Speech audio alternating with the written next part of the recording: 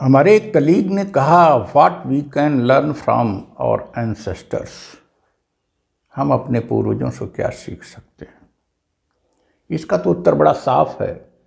हम पूर्वजों से सीख के ही तो यहाँ तक पहुँचे हैं। हम अपने एंसेस्टर से सीख के आए हैं, प्रीडेसेसर से नहीं। हमारे पूर्वज जो हैं वो हमको यहाँ तक लाए। हमारे पूर्वज ने ही हमको सभ्यता दी। हमारे पूर्वज ने ही हमको कैसे रहना चाहिए, कैसे खाना चाहिए ये बताया। हमने पूर्वज ने ही क्या खाना चाहिए, क्या नहीं खाना चाहिए, कैसे रहना चाहिए, सामाजिक व्यवस्था क्या है ये बताया। अब बात आती है कि पूर्वज, किन पूर्वजों की बात करें? 1 पीढ़ी, 2 पीढ़ी, 20 पीढ़ी, 50 पीढ़ी, 100 पीढ़ी, 200 पीढ़ी। लेकिन कुछ लोग इसी में सोचते हैं कि 2000 साल पहले जो हमारे पूर्वज करते थे उनसे सीखिए। अरे उन्होंने सिखा के हमको यहाँ तक ला दिया। अब उनसे क्या सीखें? वे तो पत्थर का औजार बनाते थे आज के 4000 साल पहले, फिर लोहे के औजार बनाने लगे। वे तो खेती करना भी नहीं जानते थे, पशुपालन नहीं जानते थे।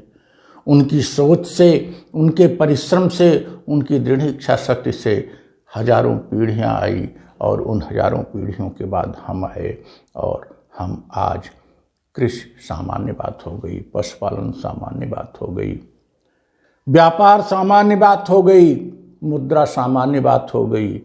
अब तो हम डिजिटल करेंसी के युग में आ गए।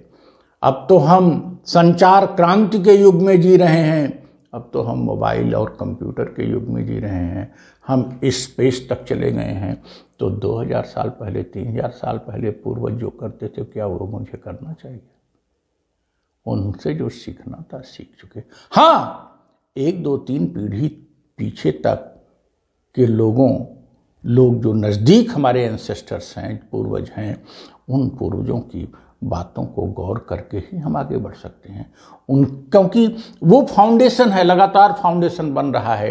तो 1, 2, 3 पीढ़ी के पूर्वजों से तो सीखा जा सकता है, लेकिन 20 पीढ़ी के पूर्वजों पर आप जब जाएंगे तो बीच में जो सीख के आगे बढ़ गए हैं, हमारा चक्का का पहिया पीछे चला जाएगा। ये तो दकियानूसपन हो जाएगा।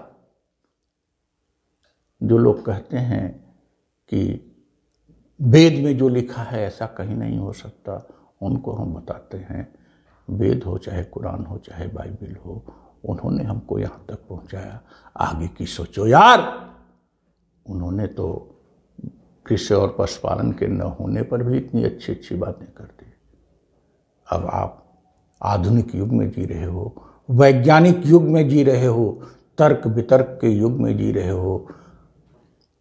क्या करने से क्या होता है यह जाना जा सका है। प्रयोगों के युग में जी रहे हो, सभ्यता के युग में जी रहे हो। हमने लंबी लंबी छलांगें लगाई, आगे भी छलांगें लगाते रहेंगे।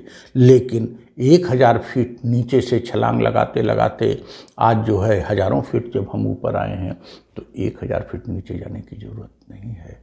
अगर पूर्वजों से सीखना है, पिता से सीख लो, दादा से सीख लो, यहाँ तक चलेगा। लेकिन दादा के पीछे अगर आप जा रहे हो तो आप दकियानूस ही बनोगे, क्योंकि दादा को जो देना था आपके पिता को और बाबा को दे के जा चुके हैं।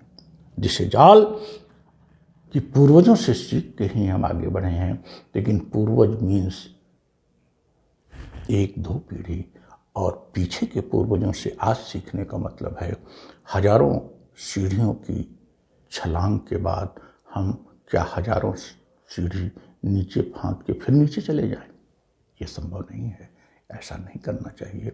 ऐसे लोग ही दकियानूस होते हैं, ऐसे लोग ही अंधविश्वास हैं।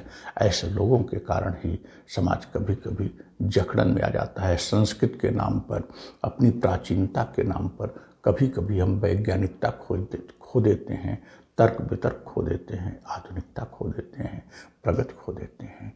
ऐसा नहीं करना है। Thank you. अगर आपको हमारे विचार और वीडियो अच्छी लगी तो इसे लाइक करें, शेयर करें और हमारे चैनल को सब्सक्राइब करें तथा अपना सुझाव कमेंट करें। If you like our vision and video, please do like it, share it and subscribe our channel. Comment your favorite part and give suggestions in the comment box. Thank you.